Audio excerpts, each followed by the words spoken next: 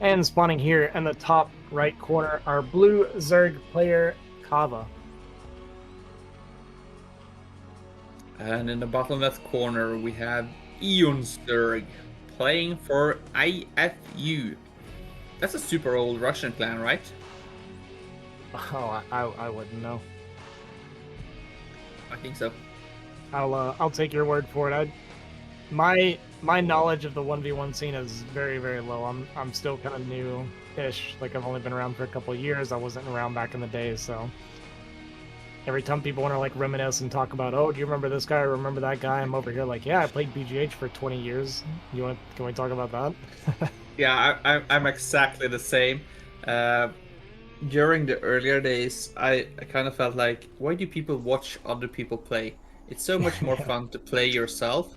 So I didn't know anybody.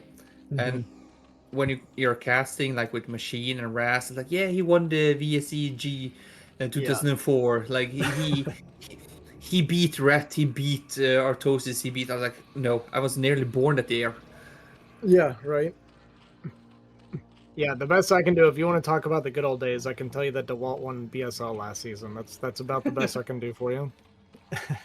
Yeah, I can tell you it's Sunday tomorrow and it was Saturday today. That's pretty much. Well, as Uh, you can see, Zero got tired of the easy games where it was horizontal versus vertical, so now we just have the cross spawn back to back. yeah. I wasn't paying attention. This looks like it was 12 pull versus 9 pull, I believe. Yes, okay. So we'll see a little bit of pressure here from Kava, but unfortunately for him, it is going to be cross spawn. And this is potentially a very easy defense for eOnzErG. So we're going to have a slight advantage here in this opening.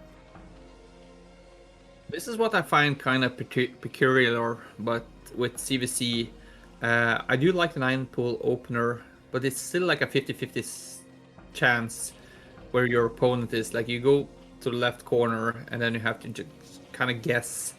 But it seems like Kava is quite a guesser, so he goes straight to the bottom. Yeah.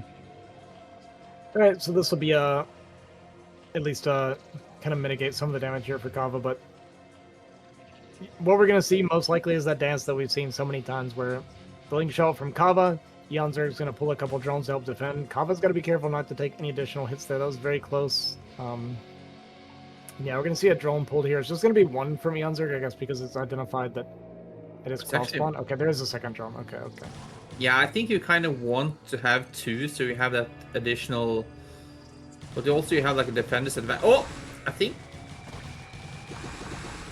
Yeah, Kava is going to commit to the fight here, and unfortunately for him, it's not going to go super well. And yeah, this is going to be a very easy and clean defense here from eOnzErG, and that is about worst case scenario for Kava, honestly. Yeah, did you see that the drone kind of drilled on top of the Zerglings as well, and it came out Yeah. in favor of eOnzErG? Yeah, this is kind of what we were talking about a little bit earlier. eOnzErG's control, especially in these small fights, like he just shines here, right? He's so good at this kind of stuff, and you can't really play to out control eOnzErG. I don't feel like he's just one of the best controlled Zergs in the foreign scene. Yeah, now we have 2 hatch, eOnzErG speeds kicks in already as well. The thing I struggle with CVC 12 pull versus 9 pull opener is that my Lair and Muta timing is so poor.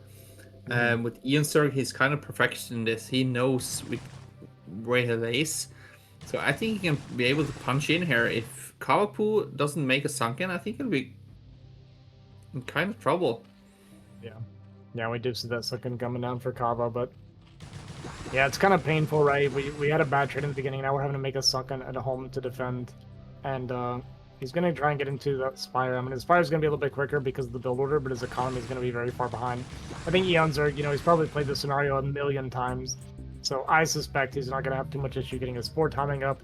And in the meantime, he's even going to get lings inside, maybe even kill a drone or two if possible, which would be devastating for Kava. Yeah, I kind of wanted to see eOnzErG commit here. Maybe, like you said, kill a drone or two. And behind this, we can see a massive drone line here from eOnzErG, and he even keeps a couple of links back at home in case Kava were hiding out on the map. Yeah.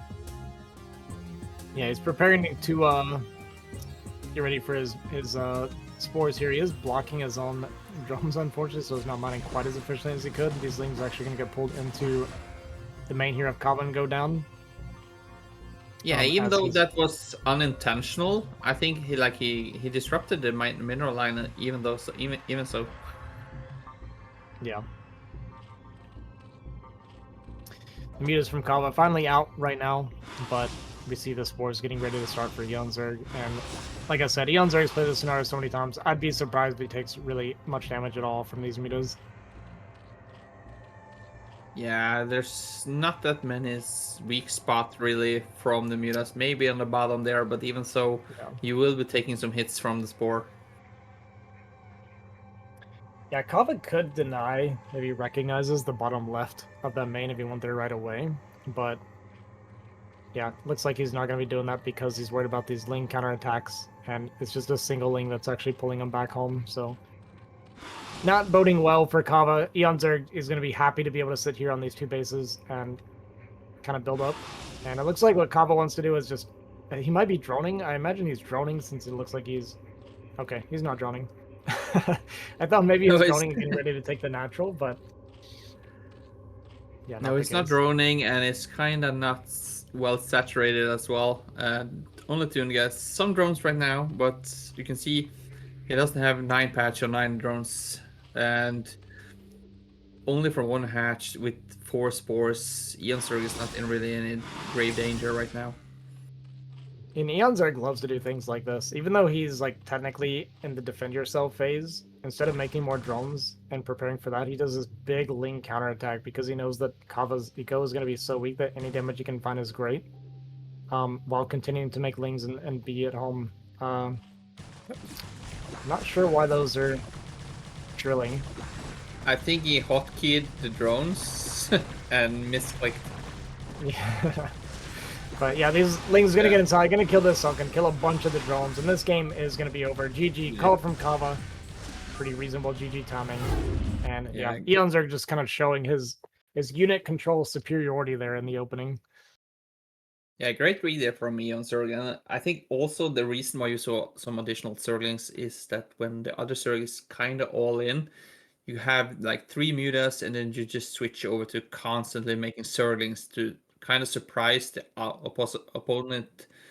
He's probably making drones and spores while you're making Zerglings, and if you get to kill the Zerglings and the spores, the mutas comes in and finish off the job. But I think that was a great read there from eOnzErG, and I think we'll be seeing kind of the same in the second game as well, where eOnzErG is not taking any risks. He'll open 12 pool and just kind of play from behind. Like you said, he's played this a million times. You know what to do. Alright, I have some insider information for you on this game. I know what Kava plans on doing, and I'm pretty excited to see if it works or not. Yeah, I didn't pay attention to the map pick. Okay, it's going to be interesting to see if you have what's going to do. Yeah, he cooked up a build and he tested against my Zerg, so can confirm it beat my Zerg, so it's gotta work against eOn. Well, as 2 eliminated players from the BSL, we do know what we're talking about. So, if any game should be tested, it's on us. Yeah, absolutely. Yeah, especially me. I qualified and went 0-3. So if you want to know if anything can beat the best in the BSL, I'm your guy. Just let me know. Well, we play Terran, man. It's a hard race. We have to click stuff. We have to do stuff. We have to put down mines, siege tanks. Absolutely not fair. All right, looks like we're ready to head into the game here, guys. We're going to the game number 2.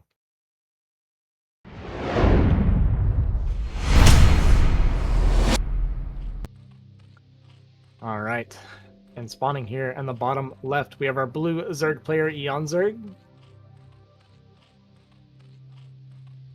And in the top right corner, we have Kava with a special build for us. It's going to be interesting to see what this is going to be. All right, so he's gonna 9 hatch in eOnzErG's base. This is actually the spawn that he wanted for this build as well. Yeah, he's gonna get it down in the bottom corner. He's gonna go 9-9. And yeah, it's pretty interesting. Like, it's actually crazy how strong this was. When I first played against it, I also went 9-9 in base, and it still killed me. Just because there's this massive surprise factor of the lings just showing up in your main. And it also can defend 9 pools, so we tested it out quite a bit. Yeah, and I'm really excited to see if this actually works against someone as good as eOnzErG. I'm just paying attention here to Kava's drone. It was able to escape. It would have been so funny though if he took his natural. That would be cool too. Oh. This is gonna be kind of close. If he's like all the way against the wall, I think it's fine. Yeah. I mean, he ran this so many times. It's crazy how well this timing works out. And there's a 12 like hatch. 12 hatch. Oh wow. Imagine if eOnzErG, if Kava took the hatchery there and eOnzErG comes out and planning to take his hatchery. I was like, what's going on? Okay. I'm liking what I'm seeing.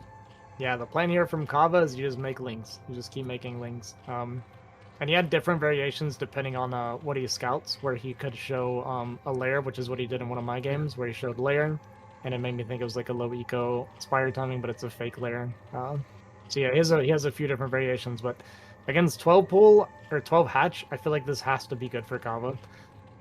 How quickly do you see the creep? How fast do the creep connect? It doesn't. The creep won't show unless an Overlord hatches, when the creep is like fully extended already. Okay, and it won't for quite some while because you won't make the third Overlord that quickly. Yeah, that is correct. So yeah, this should catch Eon off guard. We'll see how I don't know exactly how it plays against 12 hatch, but I'm really curious to see, because he's gonna have access to 4 larva as well pretty early. And I don't actually know what the plan is against 12 hatch. I never saw him or discussed that with him. Is he saving up larvas? Yeah, he'll do all 3 at once. Okay, now the old. Okay. Okay, yeah, because he wants to show the Lair. That's right. So he wants to show the Lair. What? Oh, what? What? Why? That's crazy. I don't know. I don't know. I don't know. And Eon looks unaffected as well. Oh, there's a hatchery in my base. I don't care. What?